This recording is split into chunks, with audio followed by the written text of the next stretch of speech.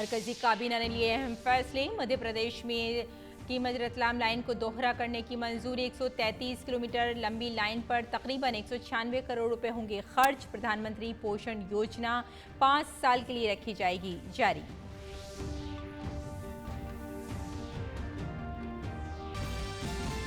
मरकजी काबीना ने export credit guarantee corporation ECGC में 5 साल में 4,400 करोड़ रुपए का सरमाया डालने को दी मंजूरी। ECGC को स्टॉक एक्सचेंज में कराया जाएगा लिस्ट। कौमी बरामदाती बीमा खाता स्कीम को जारी रखने और 5 सालों में 1,650 करोड़ रुपए की इमदाद को भी मंजूरी।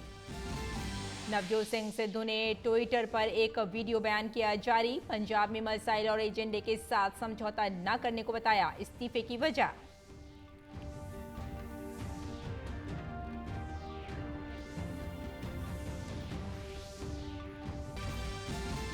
मुल्क में कोविड-19 वैक्सीनेशन का आदत 87 करोड़ 66 लाख के पार। मुसलसल दूसरे दिन 20,000 से कम मामले।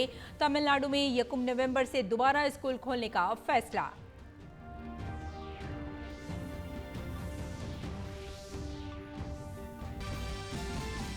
महाराष्ट्र में शदीद बारिश से मामूलाती जिंदगी दरहम बरहम। मुतासरा इलाकों में राहत और बचाव का काम जारी।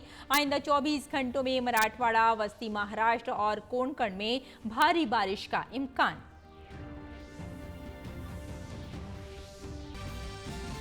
और जापान के साबिक वजीर खारजा फोमियो किशिदा होंगे मुल्क के अगले वजीर आजम। बरसर इख्तिदार लिबरल डेमोक्रेटिक पार्टी ने किशिदा को चुना लीडर। किशिदा ने तारो कोनो को हराया।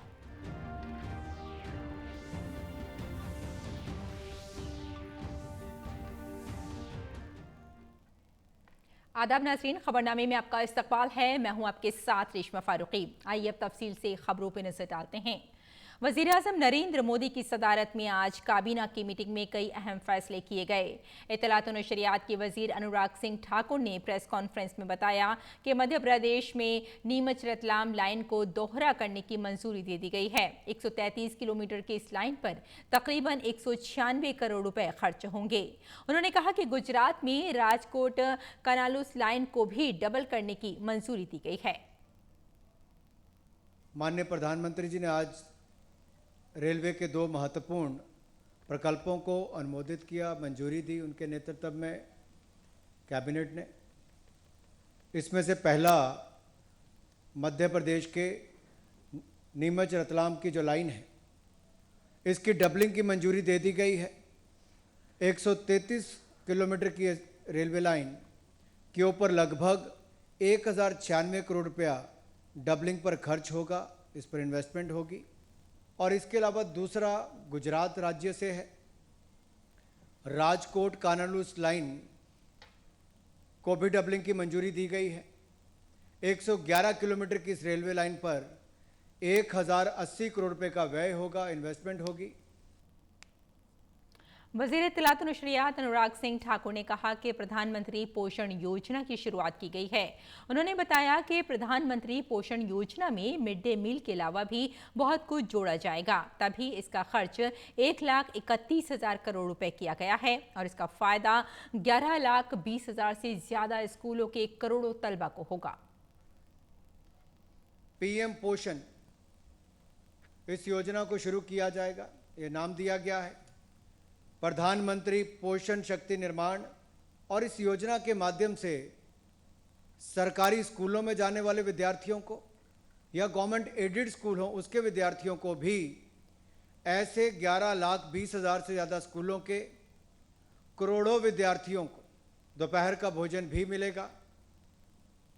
और 5 वर्ष तक चलने वाली PM पोषण में 1,31,000 करोड़ रुपए का व्यय होगा। काबीना ने export credit guarantee corporation of India में सरमायाकारी को भी मंजूरी दी है। इसके तहत माली साल 2021-22 से 2025-26 तक 5 सालों में 4,400 करोड़ रुपए की सरमायाकारी की जाएगी। हम इसके लिस्टिंग का प्रोसेस स्टॉक एक्सचेंज में ECGC को लिस्टिंग का प्रोसेस भी शुरू करेंगे। फिर आगे चल के लिस्टिंग होने के बाद अगर एक्सपोर्ट का यही तेजी रही जिस तेजी से आज के दिन हम बढ़ रहे हैं, तो आगे चल के स्टॉक मार्केट से भी इसका सही अनुमानित कीमत हो जाएगी, मार्केट इसको वैल्यू करेगी और हम और फंड्स रेज कर पाएंगे। और मरकज के नरेंद्र मोदी हुकूमत ने रेलवे के 2 प्रोजेक्ट को मंजूरी दी है। मध्य प्रदेश के नीमच रतलाम लाइन को दोहरा करने को मंजूरी दी गई है। साथ ही गुजरात के राजकोट कालानौज की 111 किलोमीटर लंबी लाइन को भी दोहरा करने को मंजूरी दे दी गई है। काबीना के फैसले पर रेल के मरकजी वजीर अश्विनी वैष्णव से बात की हमारे नुमाइंदे धीरज कुमार ने। आज रेलवे के लिए काफ़ी महत्वपूर्ण दिन है। कैबिनेट ने 2 रेलवे लाइन को मंजूरी दी है और इस मुद्दे पर बात करने के लिए हमारे साथ हैं केंद्रीय रेल मंत्री वैष्णव जी। सर, आज 2 महत्वपूर्ण फैसले हुए हैं रेलवे के लिए, बहुत महत्वपूर्ण दिन है। क्या क्या है उस फैसले में? माननीय प्रधानमंत्री जी ने आज रेलवे के 2 महत्वपूर्ण प्रकल्पों का अनुमोदन किया है कैबिनेट मीटिंग में। पहला प्रोजेक्ट है मध्य प्रदेश में नीमच रतलाम रेलवे लाइन। ये रेलवे लाइन आज सिंगल लाइन है। 134 किलोमीटर की इस लाइन को 1096 करोड़ रुपए के इन्वेस्टमेंट से डबल किया जाएगा। लाइन की डबलिंग होने से उस क्षेत्र के उद्योगों में, विशेषकर सीमेंट इंडस्ट्री, आपके वहाँ लाइमस्टोन की इंडस्ट्री, प्लस वहाँ टूरिज़्म और वहाँ की जो कल्चरल हेरिटेज है, उस सब एक्टिविटीज़ को एक बहुत बड़ा महत्वपूर्ण बढ़ावा मिलेगा और लोगों को फैसिलिटीज़ बेटर मिलेगी। दूसरा प्रोजेक्ट है गुजरात में राजकोट कानालूस लाइन। इस प्रोजेक्ट का भी डबलिंग का आज अनुमोदन किया माननीय प्रधानमंत्री जी ने। 111 किलोमीटर की इस लाइन पे 1080 करोड़ रुपए का इन्वेस्टमेंट होगा। आप सभी जानते हैं देवभूमि द्वारका, पोरबंदर, ओखा, बेदी, सिक्का, वो एक ऐसा एरिया है जिसमें हैवी इंडस्ट्रियल एक्टिविटी है। तो उस इंडस्ट्रियल एक्टिविटी में सुधार आएगा और आप जानते हैं कि इकोनॉमी में इन्वेस्टमेंट होता है तो उससे रोजगार बढ़ेगा और लॉजिस्टिक्स की कॉस्ट बढ़ेगी और विशेषकर लोगों को, जनता को विशेषकर सुविधाएं ज़्यादा मिलेगी। तो इन दोनों प्रकल्पों को आगामी 3 वर्षों में तेज़ी से कंप्लीट किया जाएगा। सर, एक आपने बहुत महत्वपूर्ण बात कही है कि हमें सोलर से आगे रेल चलानी है, तो उसके लिए क्या तैयारी है? जैसा आपने देखा, प्रधानमंत्री जी ने 15 अगस्त के अवसर पर लाल किले की प्राचीर से संकल्प रखा हम सबके सामने कि 2030 तक नेट ज़ीरो एमिशन होना चाहिए भारतीय रेल का। पूरे दुनिया में देखें तो भारतीय रेल एक बहुत बड़ा ऑर्गेनाइजेशन है। इतने बड़े ऑर्गेनाइजेशन में जितनी एनर्जी की रिक्वायरमेंट होती है, उस रिक्वायरमेंट को कैसे रिन्यूएबल एनर्जी से, सोलर से, विंड से, हाइड्रोजन से कैसे उसका उपयोग हो जिससे कि कहीं पे कोई प्रदूषण नहीं हो। तो इसी परिकल्पना को हम लोग तेज़ी से आगे बढ़ा रहे हैं। सर, एक आखिरी सवाल है, जैसे कि देश ने कोविड को झेला, रेलवे को भी एक कुछ चुनौती झेलनी पड़ी, बहुत सारी लाइनें नहीं चल पाई, हमारी बहुत सारे ट्रेन नहीं चल पाई। आगे उसके लिए क्या तैयारी है ताकि सुचारू रूप से फुल स्ट्रेंथ के साथ रेल चल सके? मैं बहुत धन्यवाद देना चाहूँगा रेलवे के मेरे जो परिवार के सदस्य हैं, विशेषकर trackman, gangman, fitter, mechanic, electrician, loco pilot, guard, station के ऊपर जो काम करते हैं हमारे स्टेशन मैनेजर भाई, जिन लोगों ने कोविड जैसी परिस्थिति में भी रेलवे को एकदम चलाए रखा, सुचारू रूप से चलाए रखा। वो जो चुनौतियां हैं उस समय की, उन चुनौतियों से हम मुकाबला कर रहे हैं। मेरे ख्याल से काफ़ी जल्दी नॉर्मलाइज सिचुएशन आ जाती है और आज की तारीख में भी करीब करीब प्रैक्टिकली 60% के आसपास ट्रेन फिर से चल पड़ी हैं। तो ये थे हमारे साथ रेल मंत्री अश्विनी वैष्णव और उन्होंने बताया कि कैसे हमारा रेल आगे बढ़ेगा और कैसे हमें सोलर एनर्जी पे काम करना है। कैमरामैन शुभम भारद्वाज के साथ धीरज कुमार, DD न्यूज़, दिल्ली। और पंजाब कांग्रेस सदर के ओहदे से इस्तीफा देने के एक दिन बाद कांग्रेस रहनुमा नवजोत सिद्धू ने ट्विटर पर एक वीडियो बयान जारी करते हुए कहा कि पंजाब की मसाइल और एजेंडे के साथ समझौता किया जा रहा है जो उन्हें किसी भी कीमत पर मंजूर नहीं है। उन्होंने कहा कि इंसाफ की लड़ाई लड़ने के लिए और पंजाब के लोगों की जिंदगी को बेहतर बनाने के लिए वो कोई भी कुर्बानी देने के लिए तैयार हैं। 17 साल का राजनीतिक सफर एक मकसद के नाल कीता, पंजाब के लोगों की जिंदगी को बेहतर करना, टू मेक अ डिफरेंस और मुद्दों की राजनीति के उत्ते एक स्टैंड लैके खड़ना। यही मेरा धर्म सी, यही मेरा फर्ज सी। मेरी अज तक किसी नाल कोई निजी किड़ नहीं रही, ना ही मैं निजी लड़ाइयाँ लड़ियाँ ने। मेरी लड़ाई मुद्दों की है, मसलियां की है और पंजाब पक्षी एक एजेंडे की है। तो अज जो मैं देखदा कि उन्होंने मुद्दों नाल समझौता हो रहा, मैं ना तो ਹਾਈ ਕਮਾਂਡ ਨੂੰ ਗੁੰਮਰਾਹ ਕਰ ਸਕਦਾ ਤੇ ਨਾ गुमराह होण दे सकदा। कोरोना के खिलाफ हुकूमत के सख्त इक़दाम की मदद से बेहतर नताइज बरामद हो रहे हैं। वजारत सेहत और ख़ानदानी बहबूद के मुताबिक गुज़श्ता 24 घंटों में कोरोना के 18,870 नए मामला दर्ज हुए हैं। 28,178 कोरोना मरीज सेहतयाब हो गए हैं, जिसके बाद मुल्क में सेहतयाबी की शरह बढ़कर 97.83% हो गई है।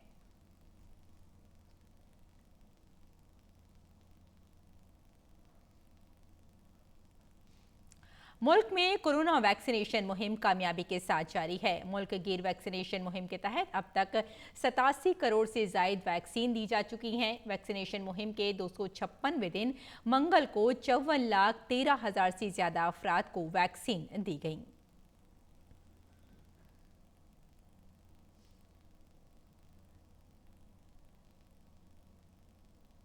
और मुल्क में कोरोना की दूसरी लहर की तबाही बतदरीज कम हो रही है। इसके पेश नज़र बेशतर रियासतों में मरहलेवार ज़रूरी सरगर्मियों की इजाज़त दी गई है। तमिलनाडु हुकूमत ने 1 से 8वीं जमात के तलबा के लिए क्लासेस 1 नवंबर से दोबारा शुरू करने का फैसला किया है। इसके साथ ही रियासती हुकूमत ने कोविड पाबंदियों में 31 अक्टूबर तक तोसी कर दी है।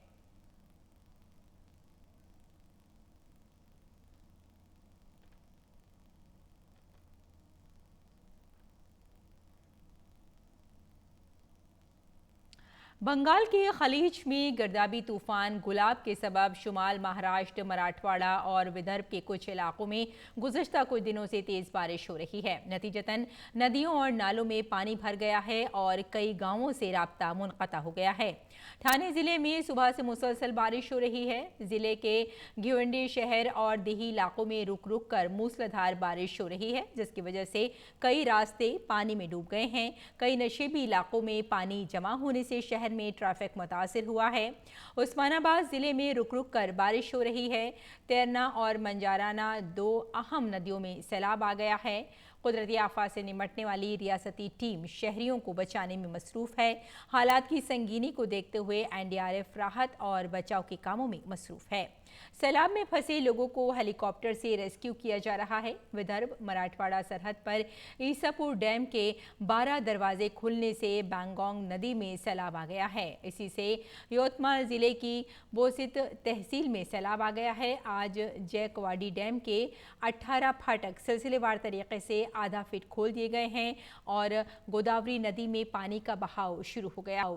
औरंगाबाद जिले में भी बारिश का जोर बरकरार है। जिला इंतजामिया ने नदी किनारे रहने वाले लोगों को चौकस रहने के अहकाम दिए हैं। आइंदा 24 घंटों में मराठवाड़ा, मध्य प्रदेश, महाराष्ट्र और कोंकण में मूसलाधार बारिश से बहुत तेज बारिश का इम्कान है। इधर वजारत दिफा ने कुनबे की पेंशन के लिए दिव्यांगों के लिए आमदनी की हद बढ़ा दी है। अगर पेंशन के अलावा दीगर ज़राए से ऐसे बच्चों या बहन भाइयों की कुल आमदनी आम शरह पर ख़ानदानी पेंशन की अहलियत से कम है तो वो उम्र भर के लिए ख़ानदानी पेंशन के अहल होंगे।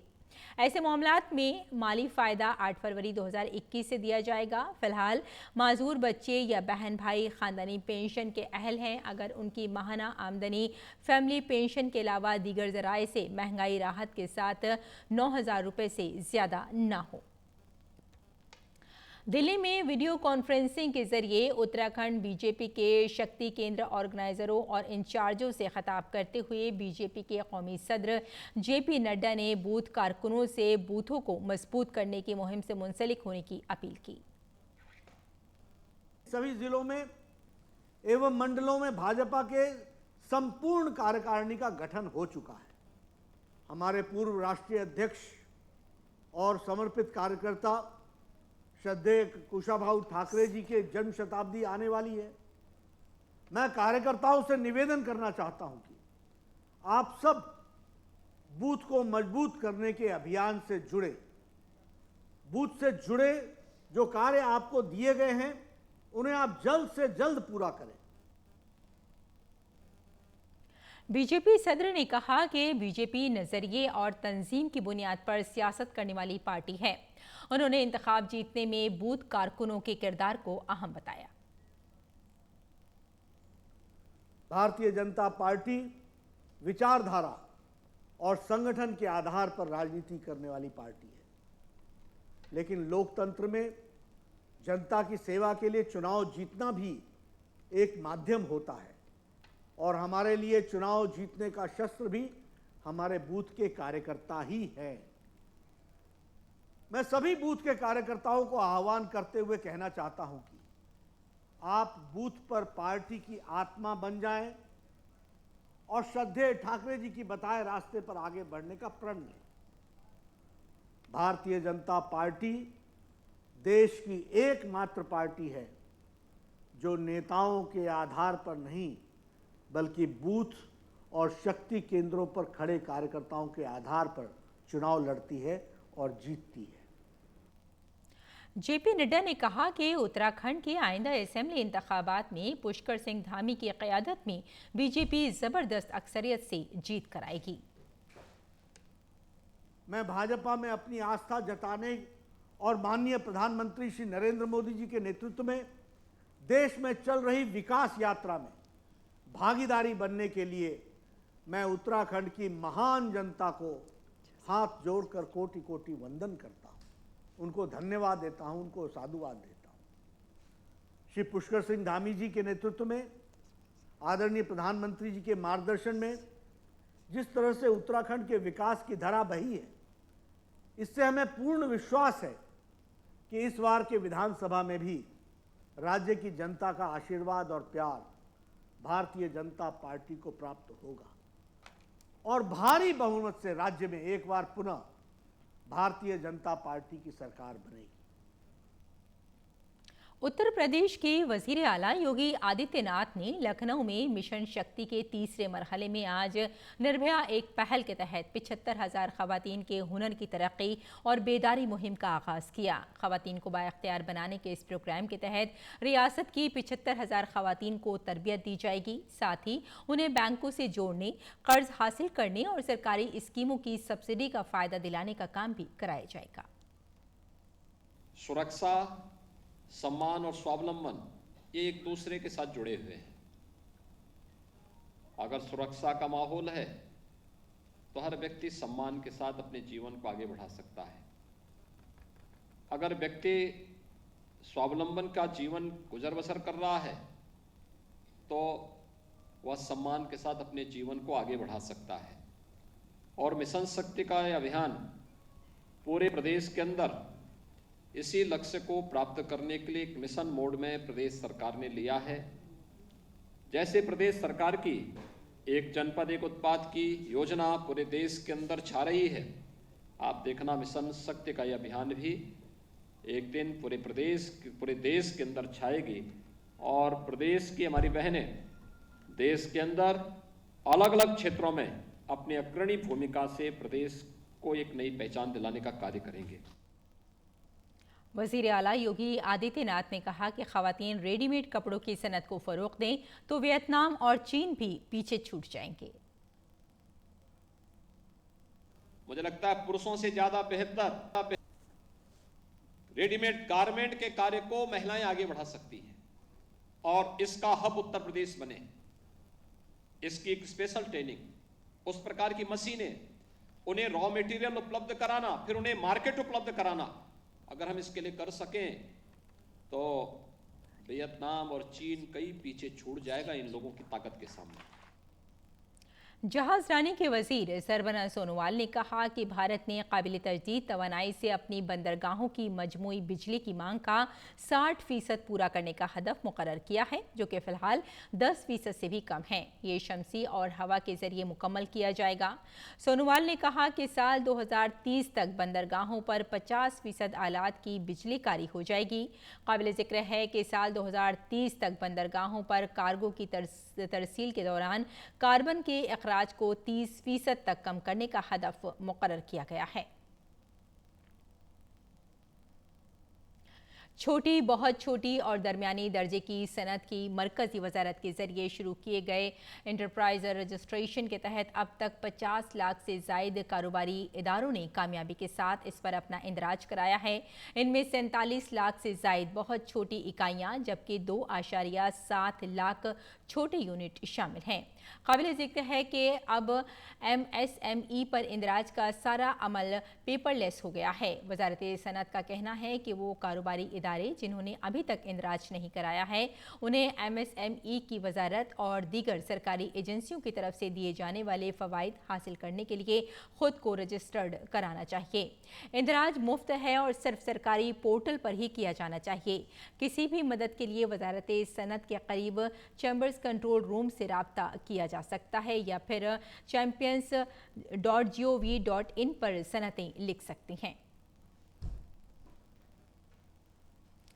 Market regulator securities and exchange board of India यानी सेबी ने कई अहम फैसले किए हैं। इनमें स्पॉट गोल्ड ट्रेडिंग के लिए फ्रेमवर्क और साथ ही पार्टी लेन देन के लिए सख्त मेयार, तकनीकी कंपनियों में बेहतर वोटिंग हुकूक के साथ शेयर जारी करने के ज़ाब्तों को आसान बनाना और डी लिस्टिंग मेयार शामिल हैं। सेबी के गोल्ड के स्पॉट कारोबार के फ्रेमवर्क के तहत वॉल्ट मैनेजर गोल्ड डिपॉजिट कबूल कर सकते हैं और सिक्योरिटीज़ जारी कर सकते हैं जिन्हें इलेक्ट्रॉनिक गोल्ड रेसिस्ट EGR कहा जाएगा।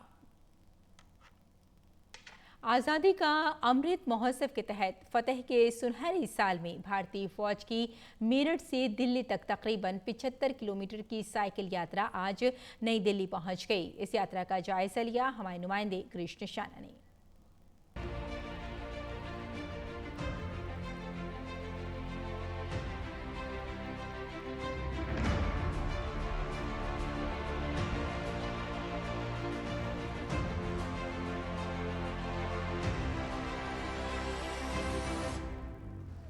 भारतीय सेना के 75 जवान और अधिकारी मेरठ से लेकर दिल्ली तक करीब 75 किलोमीटर की यात्रा कर रहे हैं। क्या मकसद है इनकी यात्रा का, इस पर ज़्यादा बात करने के लिए हमारे साथ मौजूद हैं कर्नल राव। सर, किस तरह का आपकी ये यात्रा है और क्या मकसद है? वन स्ट्राइक कोर के इंजीनियर ब्रिगेड के 75 जवान ऑफिसर JCOs मेरठ से लेकर दिल्ली तक हमने साइकिलिंग करके रैली आज समाप्त कर रहे हैं वॉर मेमोरियल में।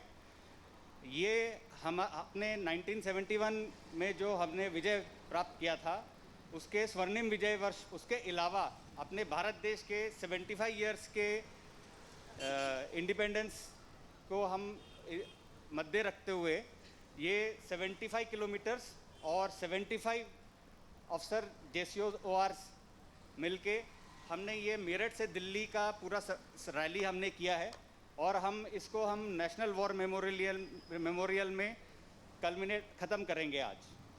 उत्साह कैसा है जवानों और अधिकारियों का? दिल्ली तक पहुंचे हैं, 75 किलोमीटर की यात्रा की है। उत्साह बहुत ऊंचा है, बल्कि सारे यही कह रहे हैं कि और आगे चलेंगे और लंबा करेंगे। तो आप देख सकते हैं किस तरह का उत्साह का माहौल है।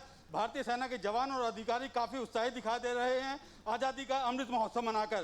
कैमरामैन कुमार दत्ता के साथ गिरीश निशाना, DD न्यूज, दिल्ली। जापान की हुक्मरान जमात LDP ने बुध के रोज़ साबिक़ वज़ीर ख़ारजा फोमियो किशिदा को अपना नया वज़ीर आज़म मुंतखब कर लिया। वहीं इस ओहदे के लिए लड़ रहे वैक्सीन के मकबूल वज़ीर 58 साला तारो कोनो को कामयाबी नहीं मिल सकी। खबर रसाई इदारे रॉयटर्स ने ये मालूमात दी है। किशिदा पार्टी के रुखसत पजीर रहनुमा और वज़ीर आज़म यूशी हिदेसुगा की जगह लेंगे। जापान के अगले वज़ीर आज़म की दौड़ में शामिल 4 उम्मीदवारों में से 2 ख़वातीन भी थीं।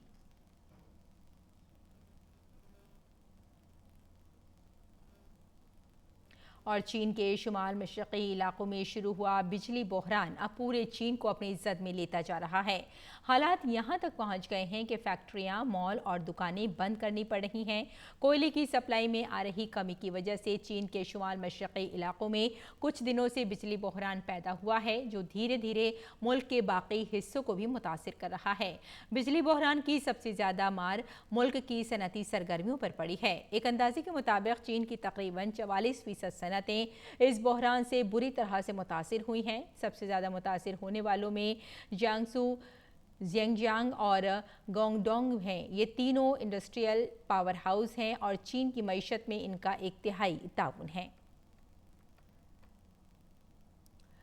शुमाल कोरिया ने कहा है कि उसने मंगल को एक हाइपरसोनिक मिसाइल का कामयाब तजुर्बा किया है। इस मिसाइल का नाम हासोंग 8 बताया जा रहा है। शुमाली कोरिया के सरकारी मीडिया के मुताबिक ये मिसाइल 5 साला फौजी मंसूबे के नए असलह निज़ाम के तहत बने हैं। 5 सबसे अहम असलहों में से एक है। सरकारी मीडिया ने नए मिसाइल को स्ट्रेटेजिक असलह करार दिया है। 1 माह के अंदर शुमाली कोरिया में 3 मिसाइलों का तजुर्बा हो चुका है। जनूबी कोरिया और जापान दोनों ने इस पर सख्त एतराज़ जाहिर किया है। अमेरिकी सदर जो बाइडन ने हाल ही में मुनक़िद क्वाड समिट से मुताल्लिक़ ट्वीट करते हुए कहा है कि पहली मरतबा ज़ाती तौर पर क्वाड लीडर्स समिट की मेज़बानी करना इंतहाई काबिल एज़ाज़ बात थी। हम अपनी शराकत दारी और हिंद बहरुल काहिल के लिए अहद बस्ता हैं जो आज़ाद, खुले, लचकदार और शमूलियत पर मबनी हैं।